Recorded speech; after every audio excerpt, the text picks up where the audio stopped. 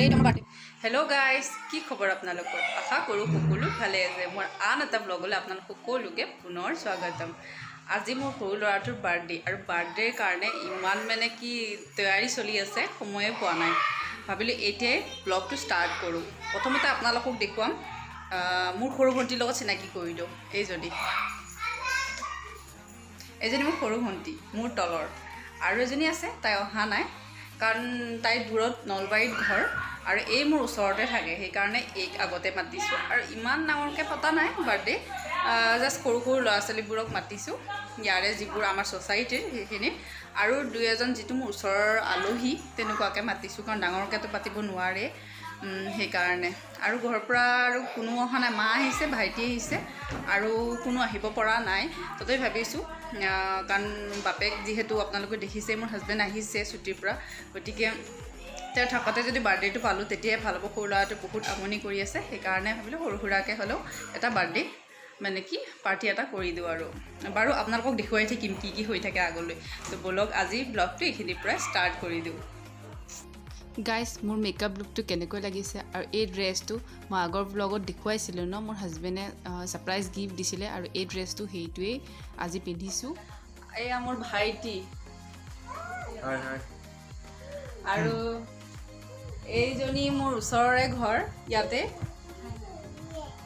সকলোৱে মিলি কাম কৰি আছে আৰু এইজনী মোৰ বৌ এইজনীও মোৰ বৌ হাই দিয়া বৌ ল'ৰা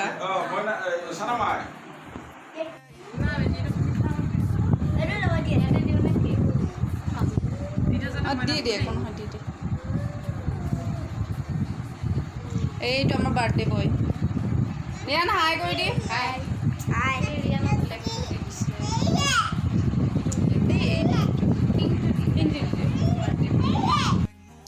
গাইজ মই যিটো কেক বনাইছোঁ ভাবিলোঁ আপোনালোকৰ লগতো ৰেচিপিটো এবাৰ শ্বেয়াৰ কৰোঁ কাৰণ মোৰ ল'ৰাৰ বাৰ্থডেৰ কাৰণে মই কেকটো কেনেকৈ বনালোঁ তাকে দেখুৱাওঁ আৰু ইয়াৰ কাৰণে মই প্ৰথমতে লৈছোঁ 3টা কণী মানে কি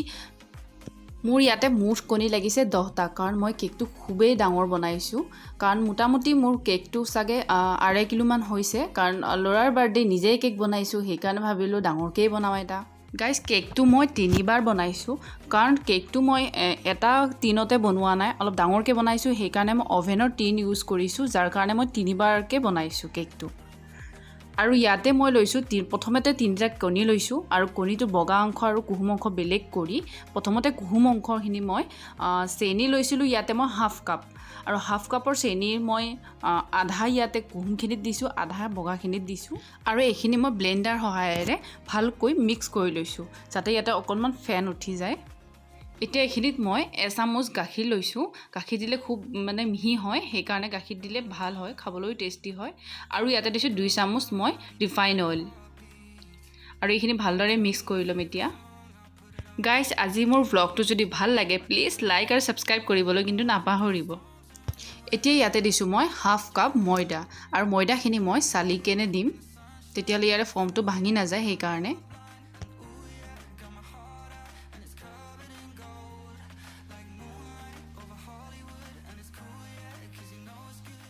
চেনিখিনি মই মিক্সিত পিচি লৈছিলোঁ আৰু যিখিনি আধা ৰৈছিলে তাতে কুহুমখিনিত দি আৰু সেই চেনিখিনি মই এচামুচকৈ ইয়াতে কণীৰ বগাখিনিত দি ভালদৰে ফেটি ল'ম এবাৰতে নিদিব মই 3বাৰতে দি শেষ কৰিছোঁ চেনিখিনি এতিয়া মই যিখিনি কণীৰ কুহুম ফেটি থৈছিলোঁ সেইখিনিত ইয়াতে অকণকৈ দি ভালদৰে মিক্স কৰি ল'ম আৰু আপোনালোকে একদম লাহেকৈ ধীৰেকৈ কৰিব কামটো নহ'লে ইয়াৰ ফৰ্মটো ভাঙি যাব তেতিয়াহ'লে কেকটো নুফুলিব এতিয়া মই ইয়াতে এই টিনটো ব্যৱহাৰ কৰিছোঁ যিটো অভেনত পায় সেইটোতে ব্যৱহাৰ কৰিছোঁ আৰু অভেনতে বনাম মই 180 ডিগ্ৰীত মই এইটো 20 মিনিটৰ কাৰণে বনাইছোঁ গাইজ মোৰ তাত সৰু টিনো আছিলে কিন্তু মই প্ৰথমতে কৈছোঁ ল'ৰাৰ বাৰ্থডে নিজৰ ঘৰতে বনাইছোঁ গতিকে ডাঙৰকৈ বনাবৰ মন আছিলে সেইকাৰণে মই এনেকৈ ডাঙৰ ট্ৰেতে বনালোঁ আৰু এতিয়া মই ইয়াতে ক্ৰীম মই ফেটি লৈছোঁ মই ইয়াতে ক্ৰীম ফেটি লৈছোঁ মোটামুটি এটা ক্ৰীম যিটো 1 কিলো তাৰে এটা গৈছে আৰু আধা গৈছে আৰু 1 কিলোৰ আধা গৈছে মোটামুটি 1.5টা লাগিছে মোৰ গাইজ আজিৰ কেকটো বনাইছোঁ মই ফুটবল গ্ৰাউণ্ড আৰু তাতে থাকিব এটা বল এনেকুৱা ডিজাইনত বনাইছোঁ সেইকাৰণে এটা সৰু বাতিও লাগিছে যিটো বাতিত মই তাতে এটা কণী দিছোঁ এটা কণী দি 3 চামুচ ময়দাৰে বনাইছোঁ আৰু সেই বাতিটোৰ কেকটো কাটি এনেকৈ তৰপ দি লৈছোঁ 3টা আৰু তাৰ পিছত মই আগতে চাই ল'ব যদি আপুনি এই ভিডিঅ'টো ভালকৈ বুজি পোৱা নাই তেতিয়াহ'লে মই আগৰো এটা ভিডিঅ' দিছোঁ কেকৰ সেইটো চাই ল'ব আৰু এনেকৈ মই দেখুৱাৰ দৰে কৰি যাব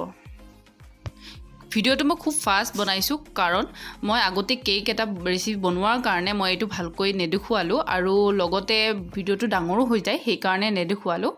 জাষ্ট মোৰ দৰে কৰাৰ দৰে আপোনালোকে কৰি যাব পাৰে তেতিয়াহ'লে বুজি পাব মাত্ৰ ডিজাইনটো দেখুৱাইছোঁ মই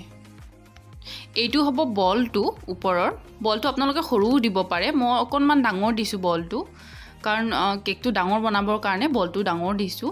এতিয়া বলটো হৈ গ'ল আৰু ওপৰত মই এনেকৈ চিন দি দিছোঁ যেনে বলৰ ওপৰত যেনেকৈ থাকে সেনেকুৱাকৈ চিন বনাবলৈ চেষ্টা কৰিছোঁ আৰু মই কেকটো খুব স্পীডত বনাইছোঁ কাৰণ যিদিনাখন বাৰ্থডে আছিলে সেইদিনাখনে কেকটো বনালোঁ যাৰ কাৰণে মানে কি টাইমৰ অভাৱ হৈছে আৰু বাৰ্থডেৰ কাৰণে আপোনালোকে জানেই কিমান কাম বন থাকে তাৰ মাজতে কেকটো বনালোঁ সেইকাৰণে খুব ফাষ্ট বনাইছোঁ ওপৰত ডিজাইনটো দিবৰ কাৰণে মই চকলেটটো গলাই ফেলে ইউজ কৰিছোঁ ব্লেক কালাৰ হিচাপে এতিয়া ফুটবল গ্ৰাউণ্ডৰ বাবে মই ইয়াতে 3টা কেক বনাই লৈছোঁ মই আপোনালোকক কৈছোঁ যে সেইখন যিখন মই কেক টিন ইউজ কৰিছোঁ তাতে মই 3বাৰকৈ বনাইছোঁ মানে কি মোৰ মোটামুটি তাতে লাগিছে 9টা কণী আৰু ইয়াতে যিটো বাতিত বনাইছোঁ যিটো বলৰ কাৰণে বনাইছোঁ সেই তাতে লৈছে এটা কণী মোটামুটি 10টা কণী গৈছে আৰু দেখুৱাৰ দৰে কৰি যাব মই যেনেকৈ দেখুৱাইছোঁ বেছিকৈ দেখুৱাব নোৱাৰিলোঁ ভিডিঅ'টো খুব ফাষ্ট কৰিছোঁ আপোনালোকক ক'লোৱে কিহৰ কাৰণে এতিয়া মই ইয়াতে চুগাৰ চিৰাপ ইউজ কৰিছোঁ প্ৰথমে এটা তৰপত চুগাৰ চিৰাপ ইউজ কৰি ওপৰত ক্ৰীম খানি দিছোঁ এতিয়া নেক্সট তৰপটো দিছোঁ এতিয়া 3 নম্বৰ তৰপটো দিলোঁ আৰু আপোনালোকে দেখিছে 3টা কণী আৰু সেই যোগাৰখিনিতে ইমান ধুনীয়াকৈ ডাঙৰ মোটাকৈ কেক হৈছে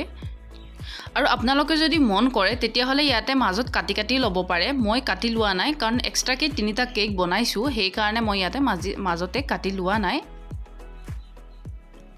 আপোনালোকে দেখিছে কেকটো কিমান সফট হৈছে এনেকুৱা আপোনালোকে ঘৰতো এনেকুৱা সফট কেক বনাই ল'ব পাৰিব এতিয়া মই অকণমান ক্ৰীম লগাই ওপৰত এতিয়া ফ্ৰিজত ৰাখি দিম এনেকৈ তাৰপিছত গ্ৰীণ কালাৰে ইয়াৰে ডেকোৰেশ্যন কৰিম ভিডিঅ'টো শ্বুট কৰি থাকোঁতে মোৰ কেমেৰাটো বন্ধ হৈ গ'ল যাৰ কাৰণে মই ওপৰৰ ডেকোৰেশ্যনটো দেখুৱাব নোৱাৰিলোঁ বাৰু কেতিয়াবালৈ দেখুৱাম মই আৰু লাষ্ট এই কেকটো মোৰ যিটো ডাৰ্ক গ্ৰীণ কালাৰ সেইটো মই নাছিলে সেইকাৰণে লাইট গ্ৰীণ কালাৰে এইটো বনালোঁ আৰু ইফালে ৰন্ধা বঢ়া চলি আছে